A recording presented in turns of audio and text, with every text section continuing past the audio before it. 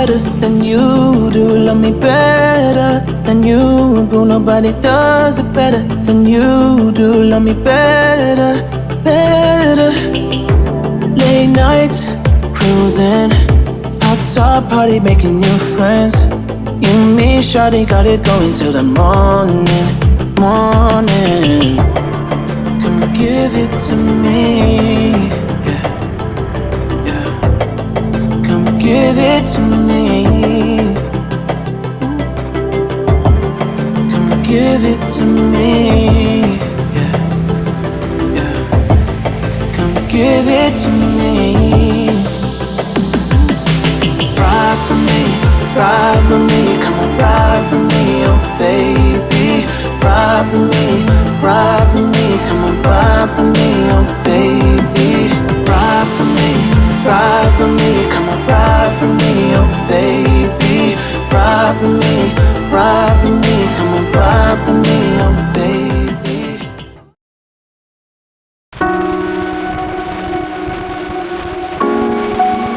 Seperti di tempat-tempat lain di negara Laos, suhu sekeliling pada waktu pagi memang boleh dikatakan agak selesa pada hujung tahun hingga akhir bulan Februari. Hari ini merupakan hari ketiga kami berada di negara Laos.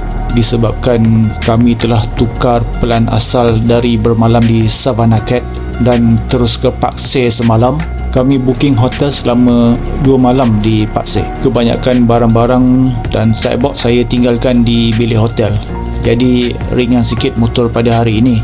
Kami ada 1 hari penuh untuk explore kawasan sekitar Champasak dan selatan negara ini. Kalau pada episod lepas saya ada ceritakan tentang jalan tutup di negara Laos, pagi ini adalah salah satu contoh yang saya maksudkan. Hampir 20 minit juga kami kena tunggu jalan dibuka sebab ada kerja-kerja pembaikan jambatan kecil di sini. Berdasarkan reaksi orang-orang tempatan di sekeliling, mereka nampaknya dah biasa dengan perkara-perkara macam ni. Masing-masing tenang sahaja menunggu sehingga jalan dibuka semula. Tak nampak tanda-tanda marah atau kecewa pada muka mereka.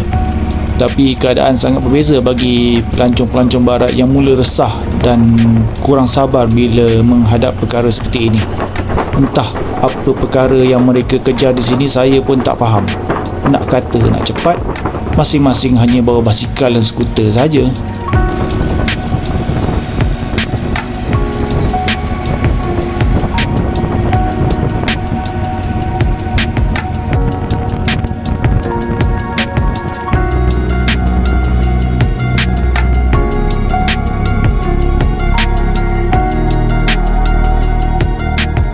Setelah sekitar 2 jam perjalanan dari Pak Seh, kami sampai ke tempat pertama dalam itinerary kami, iaitu Wat Pho, yang merupakan kompleks agama Hindu Empire Khmer. Tinggalan kompleks Khmer ini adalah satu-satunya bangunan yang dibina pada zaman Empire Khmer yang terletak di dalam kawasan negara Laos pada hari ini.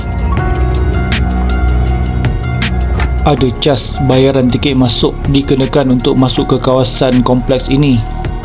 Tapi saya dah lupa berapa bayaran yang dikenakan untuk pengunjung. Resit bayaran tiket saya dah lupa letak di mana. Bayaran tiket masuk juga berserta dengan servis pengangkutan bagi untuk membawa kita dari pintu masuk ke kawasan utama kompleks.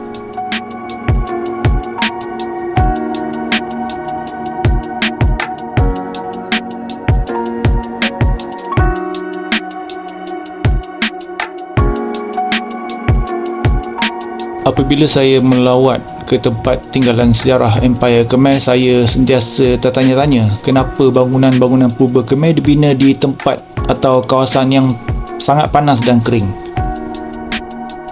Mungkin ada satu garis panduan atau syarat agama Hindu yang mereka perlu patuh dalam membina bangunan ini. Tapi walaupun dengan keadaan muka bumi yang sedemikian rupa, mereka ni boleh dikatakan pakar dalam mengurus sumber air dengan cara membina terusan dan kolam takungan air yang besar. Kalau tak silap saya, Wat Pho iaitu Mountain Temple merupakan kompleks keagamaan Empayar Khmer yang terbesar di Laos. Ia dibina di kaki gunung yang mempunyai puncak berbentuk lingga yang dianggap suci dalam agama Hindu. Seperti mana kompleks-kompleks Khmer yang lain, struktur ini musnah setelah kejatuhan Empayar Angkor dan ditinggalkan sebelum dibersihkan semula oleh ahli arkeologi sejarah. Sebenarnya kawasan kompleks Wat Pho ni agak besar. Masih terdapat lagi bangunan kuil di kawasan atas bukit. Tapi kami tak teruskan untuk explore. Kami datang dengan pakaian riding boot dan riding pants ni macam tak berapa sesuai untuk berjalan jauh. Lebih-lebih lagi kalau mendaki anak tangga, tak selesa. Cukuplah bergambar di kawasan hadapan kompleks ini bagi kami.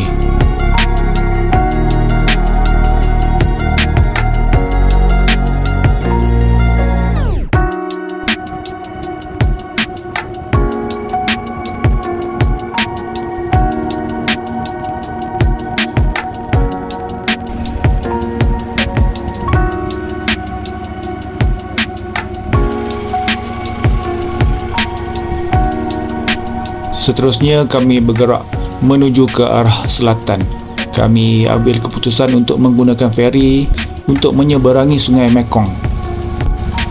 Walaupun tambang yang dikenakan agak mahal iaitu sekitar 200,000 kip untuk satu hala, namun kami dapat jimatkan masa selama hampir 2 jam berbanding jika kami pusing semula melalui jambatan di Pak Seh.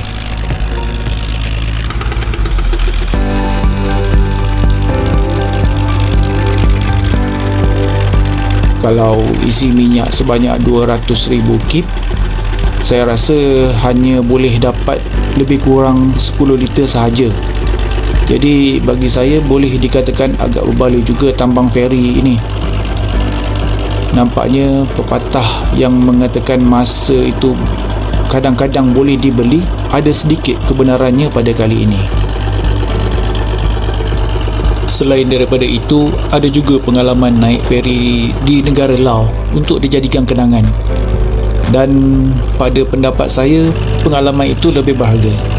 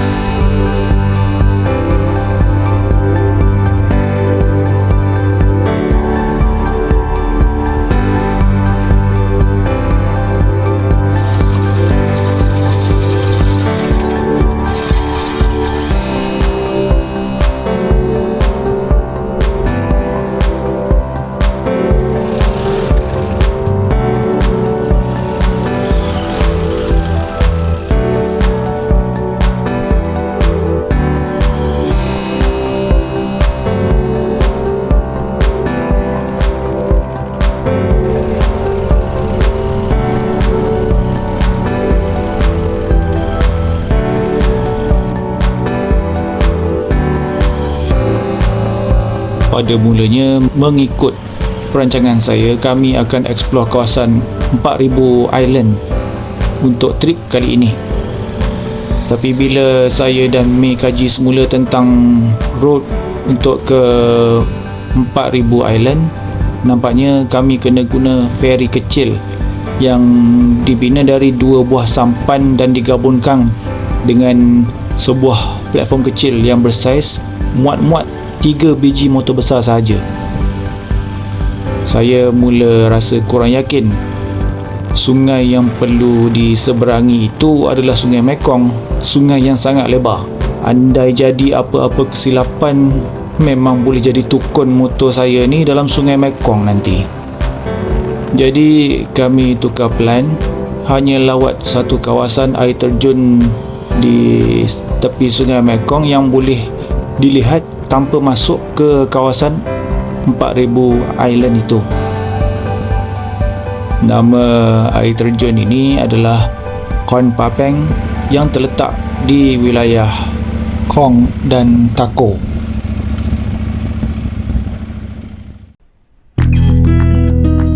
Untuk masuk ke kawasan air terjun Kon Papeng ini ada jas bayaran masuk yang dikenakan, tapi parking adalah percuma. Bayaran masuk yang dikenakan adalah sebanyak 40,000 kip seorang. Pada waktu hujung musim sejuk dan awal musim panas, keadaan kering membuatkan warna air Sungai Mekong lebih kehijauan dan agak jernih kerana alirannya yang agak tenang. Tapi disebabkan saiz sungai yang besar dan mengandungi jumlah air yang sangat banyak, keadaan air terjun ini boleh dikatakan agak deras. Keadaan bentuk muka bumi yang berbatu merentangi Sungai Mekong ni boleh dikatakan sebagai benteng semula jadi yang membuatkan sungai ini tidak boleh dilalui oleh sebarang kapal yang masuk dari muara sungai ataupun dari sebelah utara untuk menuju ke laut.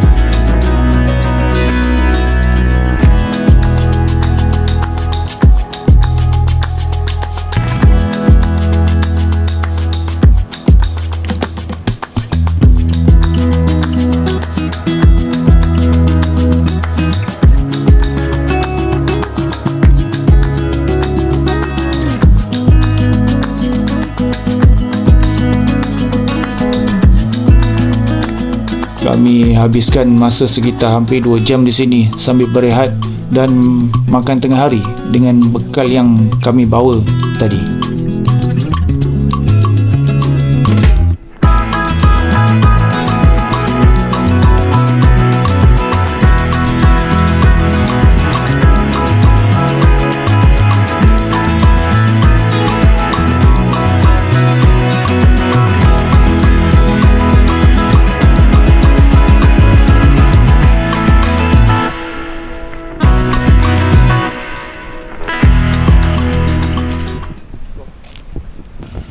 Disebabkan kami ni dah berada di kawasan paling selatan negara Laos, alang-alang kami ambil keputusan untuk singgah di pintu sepadan antara negara Laos dan Cambodia, iaitu sempadan Nong Nok Kien Stung Treng. Nong Nok Kien border, nak masuk Cambodia lalu sini. Tapi tak ada, kita dah masuk pun hari ni. Jauh sangat tu nak ke depan tu, Cambodia kot. Kita tengok kawan-kawan kita macam mana besok. Kalau dilihat dari peta Google Maps, pintu sempadan antarabangsa ini merupakan titik paling selatan untuk negara Laos. Ada juga saya terfikir untuk cross ke negara Cambodia di sini, tapi saya masih kurang pasti tentang proses dokumentasi, cas yang akan dikenakan dan keadaan jalan di sebelah Cambodia nanti. Mungkin lain kali ikut, andai ada rezeki dan persediaan yang cukup.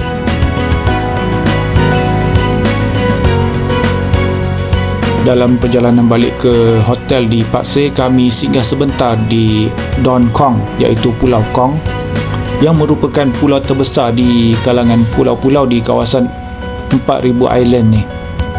Don Kong dihubungkan dengan sebuah jambatan, jadi tak perlu guna feri untuk ke sini.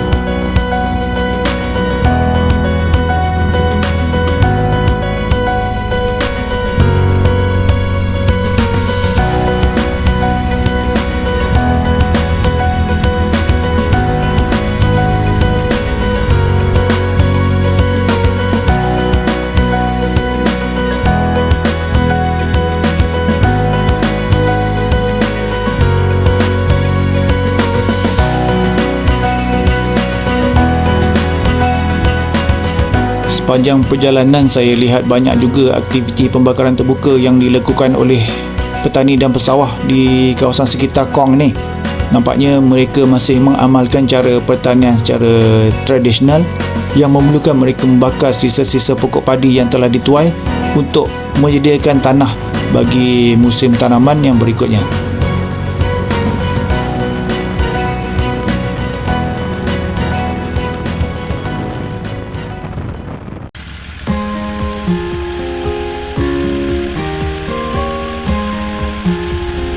Pagi ini kami check out siap-siap dari hotel sebab kami akan keluar dari negara Laos tengah hari nanti.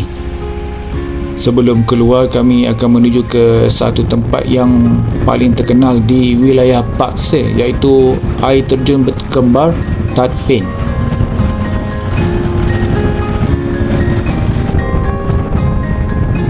Air terjun Tat Phin ni terletak di kawasan dataran tinggi Bolaven. Jadi perjalanan kali ini kami akan melalui jalan mendaki setinggi lebih 1000 meter dari aras laut, walaupun kelihatannya agak landai. Kawasan dataran tinggi Bolaven juga menempatkan beberapa lagi air terjun selain Tat Phin, tapi motosikal kami agak kurang sesuai jika hendak ke sana. Bagi saya, motosikal yang lebih ringan dan kurang menonjol adalah lebih sesuai digunakan jika hendak eksplor kawasan ini. Tak perlu risau tentang keselamatan atau keadaan jalan nanti. Parking pun mudah tanpa terlalu menarik perhatian orang sekeliling. Mula-mula saya ingatkan ini adalah kawasan awam, tapi rupa-rupanya Tat Phin Viewpoint ni adalah dalam kawasan resort persendirian. Pengunjung luar dibenarkan masuk tanpa perlu menginap di resort ini. Hanya perlu bayar tiket masuk sahaja sebanyak 30,000 kip seorang dan 20,000 kip untuk parking motosikal. Ini adalah pertama kali dalam hidup saya dapat melihat air terjun tanpa mendongak ke atas. Sebelum-sebelum ni, kalau lihat air terjun, kita mesti di bawah dan puncak air terjun tu di atas. Tempat viewpoint ni terletak jauh lebih tinggi dari kedudukan air terjun berkembar. Walaupun agak jauh, tapi pemandangan agak jelas kerana tiada halangan.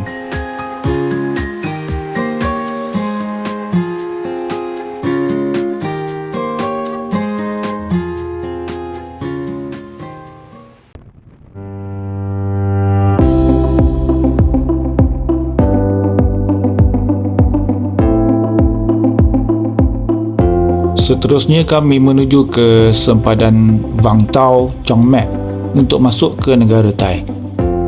Jarak perjalanan adalah sekitar 40 km dan akan mengambil masa lebih kurang 1 jam.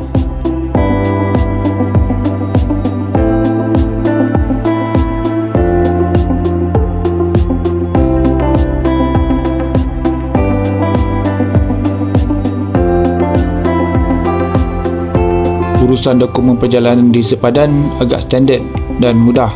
Di sebelah Laos, cop pasport untuk keluar, serahkan semula borang immigration dan scan QR code serta pulangkan borang custom sebelum melalui gate keluar. Kami dikenakan cas sebanyak 50,000 kip seorang, iaitu kira-kira 100 baht untuk immigration. Untuk kaunter custom, tiada sebarang cas diminta pada kali ini. Di sebelah Thai pula, seperti biasa, cop pasport, sediakan borang TM2 dan TM3 berserta dengan white card. Untuk bahagian custom, mereka perlukan 2 salinan insurans motosikal, 2 salinan geran dan 2 salinan pasport owner. Cas yang dikenakan adalah sebanyak 150 baht untuk kaunter custom sahaja. Satu perkara yang perlu diberi perhatian, andai anda nak tukar duit Laos kepada duit Thai, anda perlu tukar di sebelah Laos sebelum keluar. Kadang-kadang entah kenapa ejen-ejen tukar duit di sebelah Thai ni tak kelihatan pula waktu saya cross. Urusan di kedua-dua sempadan agak mudah dan cepat. Kami kemudiannya singgah untuk isi minyak dan masuk ke kedai 7-Eleven. Kami nak beli makanan tengah hari sebelum menuju ke Siridon Dam di Ubon Ratchathani.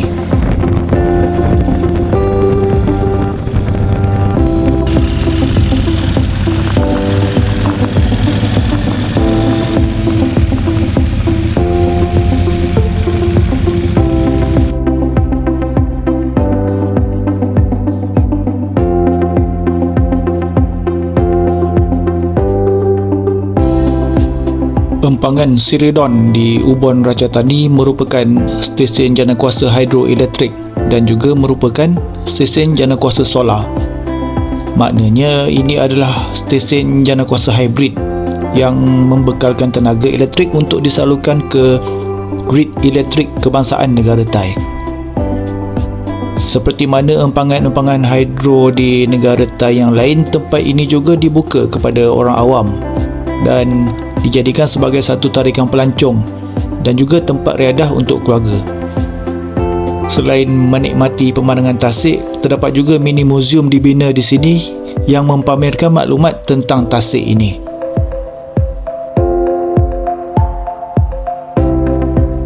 Tipikal Medan R, mereka sentiasa cuba buat perkara yang bukan kebiasaan. Contohnya, mereka memilih tapak yang agak tersorok dari kawasan awam di mana kami akan menikmati makan tengah hari. Kalaulah saya tak ikut diorang ni, saya tak berani sebab saya tak tahu sama ada perkara macam ini dibenarkan atau tidak oleh pihak berkuasa. Tapi May ada jelaskan bahawa semua tempat awam yang tidak mempunyai pemilik persendirian adalah hak milik awam. Jadi sebarang akses adalah dibenarkan selagi tidak melakukan sebarang kerosakan di tempat itu.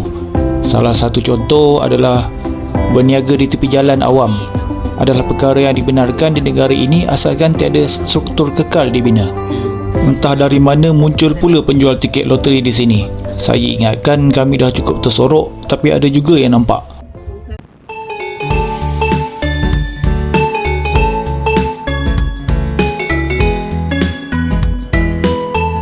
Perjalanan kami diteruskan menuju ke wilayah Sisaket.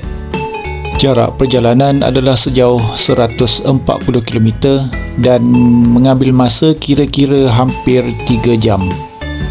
Oleh kerana tujuan utama kami hari ini adalah untuk bermalam di Surin, kami tak rancang untuk singgah lama dan eksplor wilayah ini.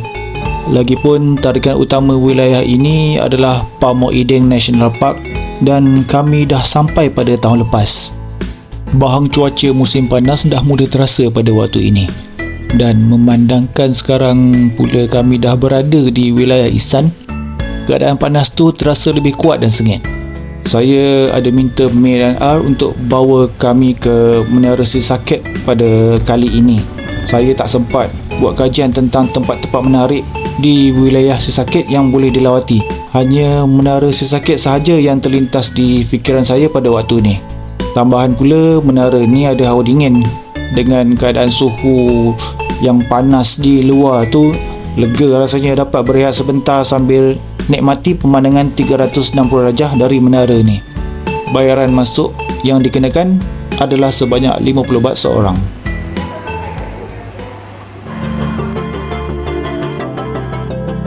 Apabila cuaca petang sudah mulai redup, kami teruskan semula perjalanan menuju ke wilayah Surin.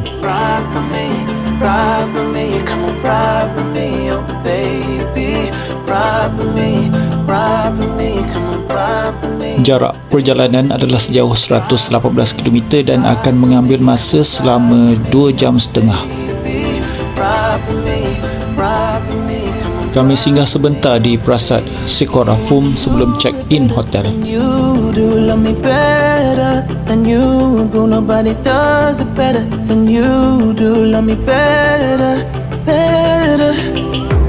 Late nights, cruising, outside party, making new friends. You and me, shawty, got it going till the morning. Kami akan bermalam di daerah Prasat dalam wilayah Surin pada hari ini. Pekan Prasat adalah pekan yang paling dekat dengan checkpoint border Chong Chom. Jadi kami bermalam di sini sebab esok pada awal pagi kami nak cross ke negara keempat dalam trip ini, iaitu negara Cambodia.